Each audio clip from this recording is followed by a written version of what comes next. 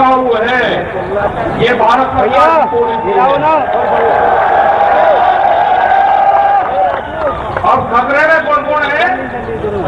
ONGC, BPCL, इस्पात, शिक्षा, private जो चिकित्सा हो रही है और देश के संविधान भी खतरे में है। नमस्कार, 24 टाइम्स टुडे से विजय श्रीवास्तव। कृषि कानून के वापस लेने की मांग को लेकर आज यूपी के मुजफ्फरनगर में संयुक्त किसान मोर्चा की महापंचायत में किसानों ने जमकर हुंकार भरी। किसानों की भारी भीड़ व शंखनाद से निश्चय ही अब यूपी में होने वाले 2022 की विधानसभा चुनाव की अब नई रणनीति लिखी जानी तय है। किसानों के लगभग 300 संगठनों के लगभग हजारों की संख्या में किसानों ने अपने पूरे दमखम के साथ आज शिरकत की। इस दौरान यूपी ही नहीं पूरे देश के कोने कोने से किसानों ने शिरकत की। सबसे बड़ी खासियत यह रही कि इस महापंचायत में महिला किसानों की भी भारी भीड़ देखने को मिली। इस महापंचायत में अधिकतर वक्ताओं ने सीधे मोदी सरकार पर हमला करते हुए इन तीनों काले कानूनों को वापस लेने की मांग की। वक्ताओं ने आरोप लगाया कि सरकार देश के पूंजीपतियों के हाथ में देश को सौंपना चाहती है, लेकिन अब वह ऐसा नहीं होने देंगे। अब सरकार की निगाह अब किसानों की जमीन पर है, जिसे वे किसी भी सूरत में पूरा नहीं होने देंगे। मुजफ्फरपुर नगर में होने वाली महापंचायत को लेकर किसानों की भीड़ आज देखने लायक थी। जिले के बॉर्डर को हाई अलर्ट पर रखा गया था। भारतीय किसान यूनियन के अध्यक्ष चौधरी नरेश टिकैत समेत अनेक खापों के चौधरी पंचायत स्थल पर पहुंचने से भीड़ पूरे जोश में आज दिख रही थी। इस दौरान प्रदेश सरकार ने चप्पे चप्पे पर पुलिस तैनात कर रखा था। निगरानी के लिए सीसीटीवी कैमरे भी लगाए गए थे।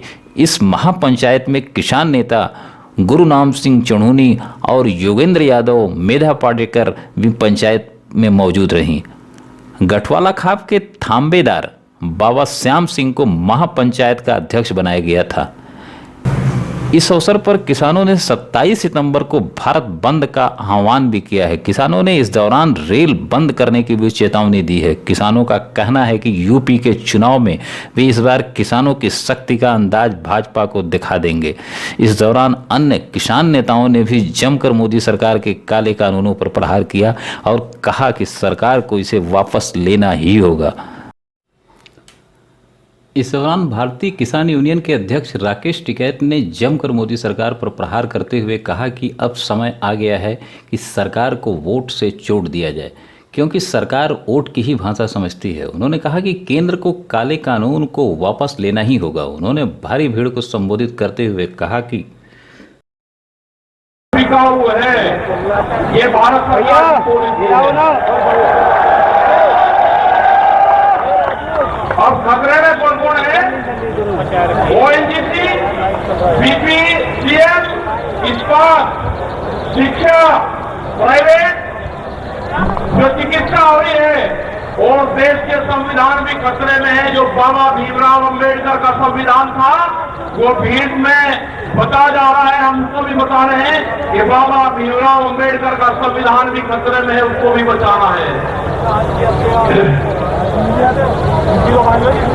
और ये खेती किसानी जिससे ये आंदोलन शुरू हुआ, ये खेती और किसानी भी बिक्री के कगार पे है।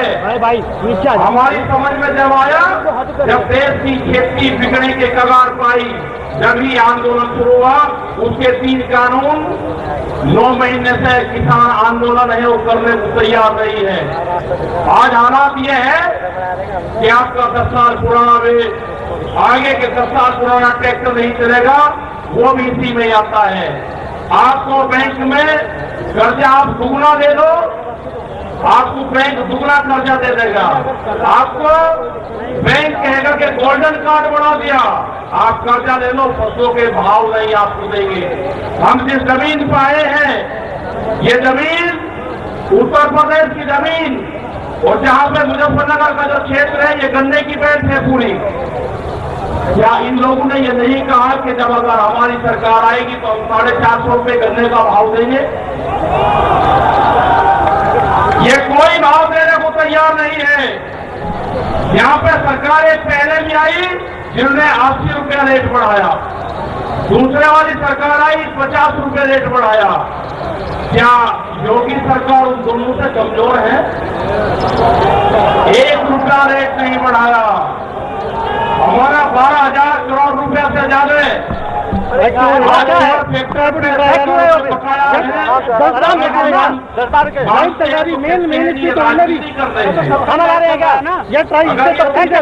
राजनीति है। तुम्हारा हमें बहुत सारे एप्लीकेशन लगाएंगे। हम लोग महीने से बातें हैं, आप लोगों के बीच से वहां पे गए, आप बहुत जिम्मेदारी के साथ में वहां पे छोड़ गए। पूरा संयुक्त मोर्चा दिल्ली के चारों तरफ है। हम घर नहीं जाएंगे। मुजफ्फरनगर में भी आए, संयुक्त मोर्चे की मीटिंग में इस मैदान में आए। इस मैदान से बाहर मुजफ्फरनगर की जमीन पर पैर नहीं रखेंगे।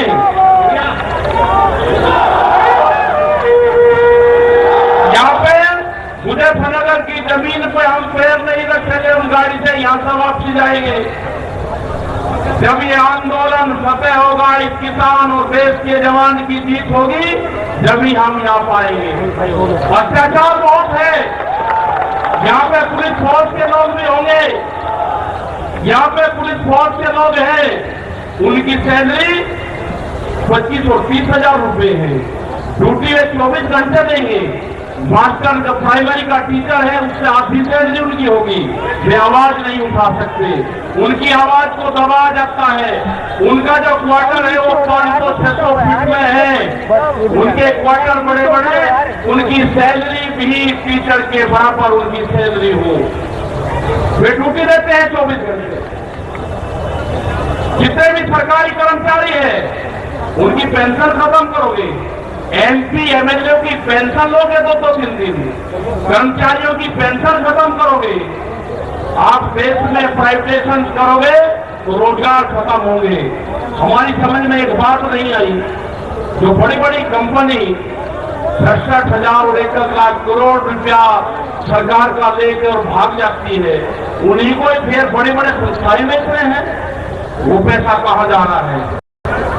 अगर पूरे हमारे संस्थाओं के रेलवे बिक्री है, रेल के 4.5 लाख कर्मचारी बेरोजगार होंगे।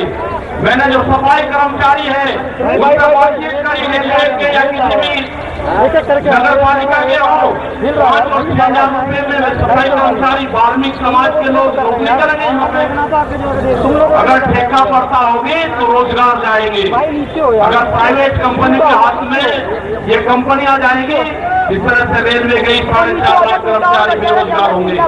जो रेडी पट्टी के लोग अपना रोजगार चलाते थे, वे 4.5 करोड़ लोग हैं, वे बेरोजगार होंगे। बड़ी बड़ी एमोजेन जैसी कंपनी आ रही है जो इस देश में व्यापार करेगी, इस देश में मॉल खुलेंगे। वे हमारे मजदूर भाई कहाँ जाएंगे? ये उनकी भी लड़ाई है। ये लड़ाई जितनी भी संस्थाएं बिक्री है उसकी लड़ाई है। और आपने आगे की और हम बात बता देना चाहते हैं। ये लड़ाई शुरू हुई 3 काले कानून से। ये लड़ाई शुरू हुई MSP पे गारंटी कानून से। हमने एक ही जिले का एक डाटा भारत सरकार को दिया, यहाँ उत्तर प्रदेश के अधिकारियों को दिया, यहाँ के मुख्यमंत्री को दिया। रामपुर जिले में जो मंसूरी धान की खरीद होती है वो बिहार में पैदा होता है, उसको बेच रहा है यहाँ पे। वो पंजाब जाता है, हरियाणा जाता है। बड़े व्यापारी का धान फसलें MSP पे बिकती है, किसान की 10 से 15% बिकती है। ये आपको समझना होगा। दोनों रूप से फसलों के दाम नहीं तो वोट नहीं, ये नारा लगाना पड़ेगा। फसलों के दाम नहीं तो वोट नहीं। जब तक इस सरकार को वोट की चोट नहीं दोगे, ये दोनों बाहरी लोग हैं, इनको यहां से जाना होगा। अमित शाह, मोदी उत्तर प्रदेश की जमीन से जीत के गुजरात में गुंडागर्दी के दम पे आना हो, वहां पे पुलिस स्टेट है, वहां पे जीत के देश का प्रधानमंत्री बने, कोई ऐतराज नहीं है। लेकिन उत्तर प्रदेश की जमीन पे ये दंगा करवाने वाले लोग हैं, इनको यहाँ पे बर्दाश्त यहाँ की जनता नहीं करेगी। ये मिशन जो संयुक्त मोर्चे का है ये तय हो चुका है। अगर आपको हमारा यह वीडियो पसंद आया तो इसे सब्सक्राइब, शेयर और लाइक अवश्य करें। धन्यवाद।